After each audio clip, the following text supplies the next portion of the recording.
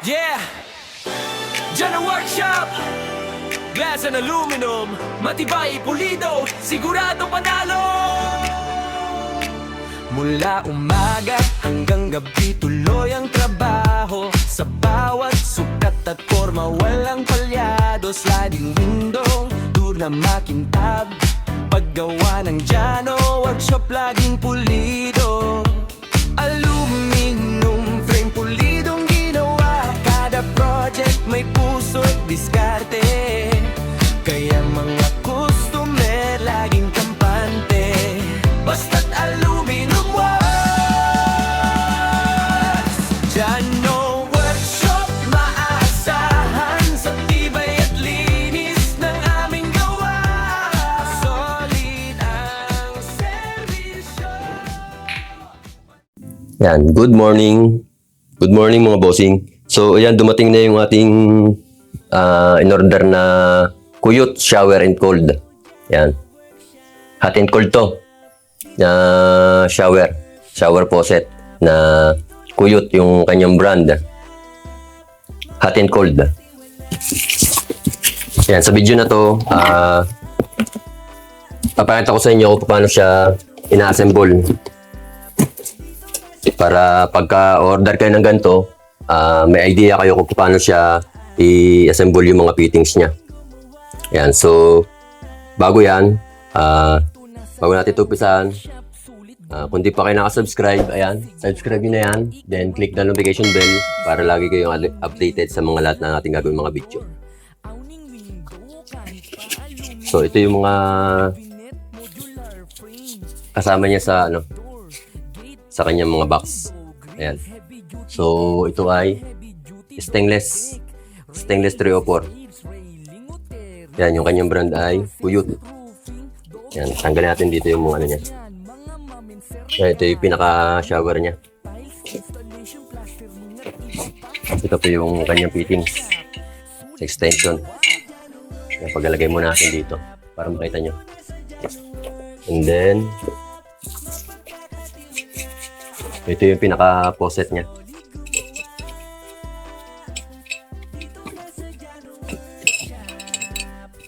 Yan. So maganda siya. Yan, bigat niya. Nagka-quality. Stainless na 304.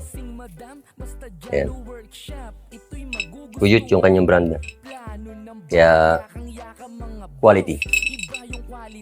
Yan, ito yung kanyang kasama. Tapos ito. Yan.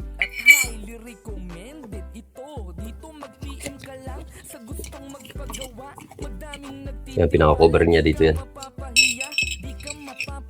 Yan, dito yan naka-cover. Yan, paglalabas mo natin. Ito yung hose niya.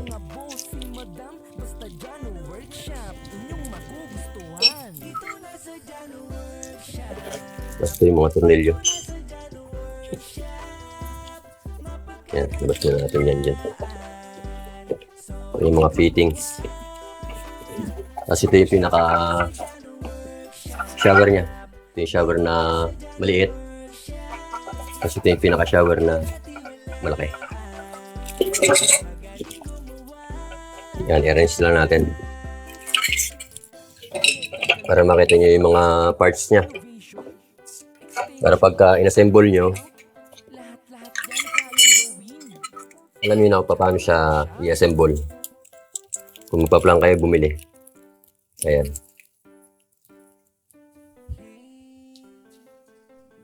Ayan yung kanyang mga parts.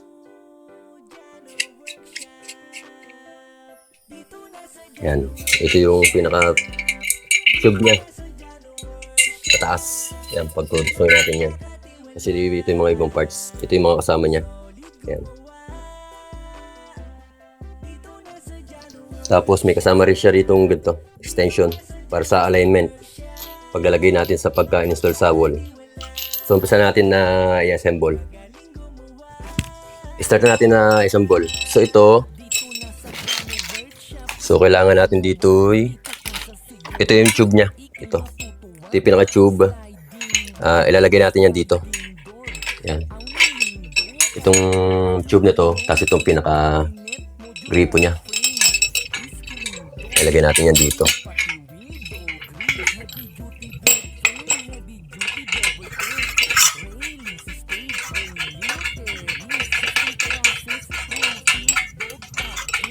Yan, nakatrad yan dito sa likod. Tapos to, yan, kabit natin to dito. Papasok lang naman natin to dito. Sa tube na yan. Yan, pasok nyo lang dahan-dahan. Wait lang pala. Nakalimutan pala natin to. Ito pala muna. Itong part na to. Ipasok natin dito. Then, press nyo to. Yan. Press nyo to para ipasok nyo. Yan. Pag ipasok nyo na yan, saka natin to ilagay. Yan. Pasok na natin dahan-dahan para di madamage yung pinaka ano niya, rubber. Tapos saka natin tulugan. Yan, pag nalugan natin yan, pasok natin para mag-lock. Ito yung pinaka magiging niya, adjustable niya. Kung para taas baba nyo. Yan, tapos lock muna natin. And then, ito yung pinaka-shower. Yan, lagay natin dito. Tanggalin mo natin itong pinaka-lock niya. Yan, pagbukasin nyo dito, tingnan nyo kung nandun yung pinaka-strainer niya. Yan, yung strainer. Baka kasi malaglag pagka kinabit nyo, mawala. Maganda rin yung pagka may strainer para pagka may mga dumi-dumi yung linya na tubig natin or may kalawang, hindi magbabara. May strainer niya na. Yan. Tapos, ayan, naikabit na natin. Sunod, ito naman. Itong pinaka-hose niya. Ayan yung hose. Natanggal din natin to. Yan, meron niyang gasket. Yan, tanggal natin dito. Yung pagkakabit ng silalim.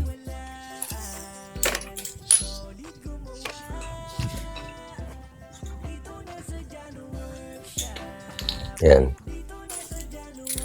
Yung gasket niya, lagyan natin. Saka natin yan dito.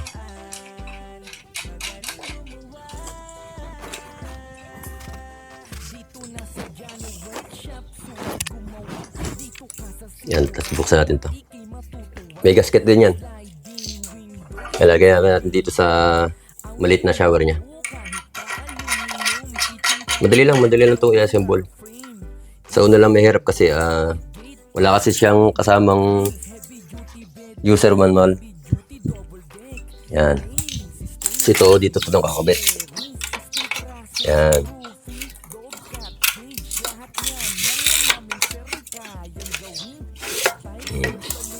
Diba?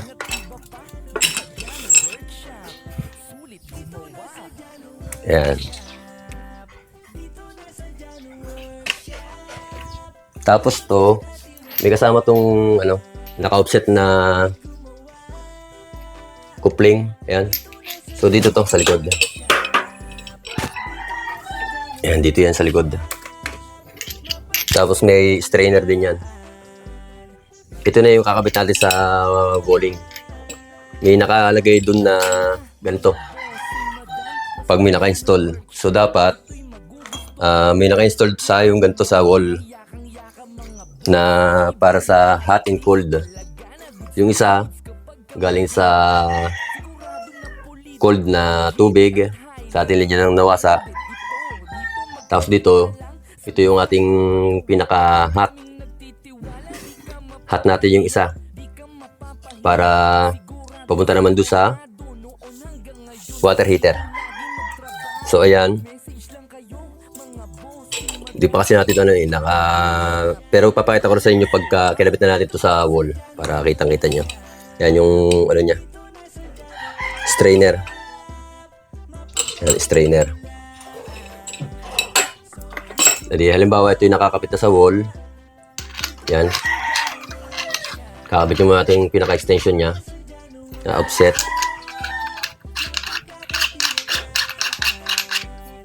Tapos, lagyan natin yung pinaka-cover niya.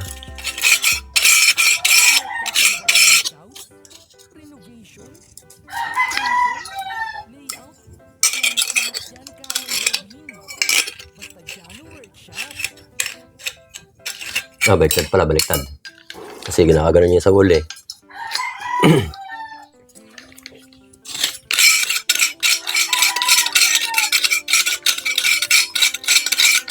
Para matakloban niya yung pinaka-fittings niya.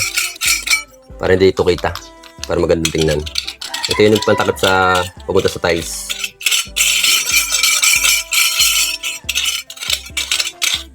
Ayan.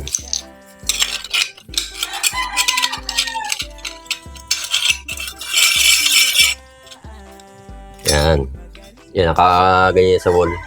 Tapos itong PPR na to, na double elbow. Yan, nakapix yan sa pader. Naka-embed yan. Tapos saka natin ilalagay.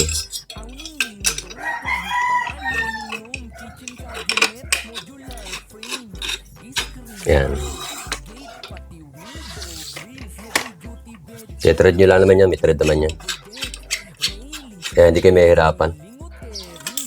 So, kabila.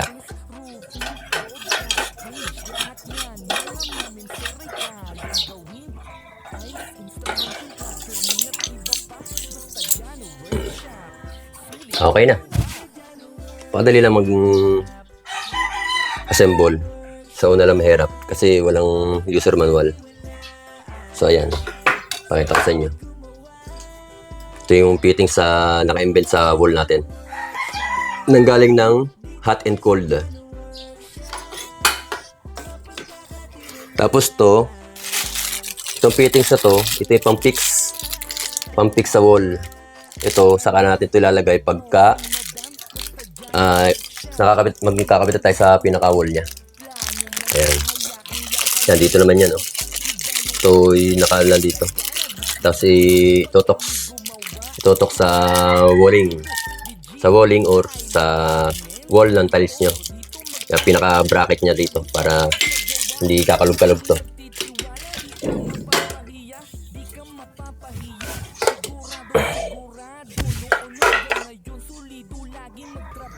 So ayan, na-assemble natin. Madali lang. Yan, ang ganda. Cute. Ang cute niya.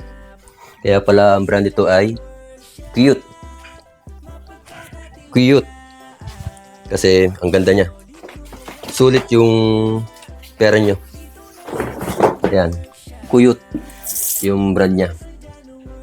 Lagay natin sa link yung bilhan natin dito ng product na to. Para same ng unit yung items na bibili nyo kung bibili kayo. Ayan.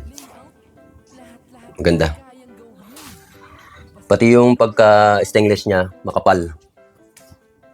Yan, sa nagbabalak na mag-order, yan, lalagay ko yung link, yung product link ng pinag-order natin ito. Sa Kuyut Store. Yan, sa online. So, ulit natin ito in-order. Yeah. Jano Workshop. Handa ka na. Tara. Jano Workshop, baka lang laro. Init ng welding kita sa apoy ko.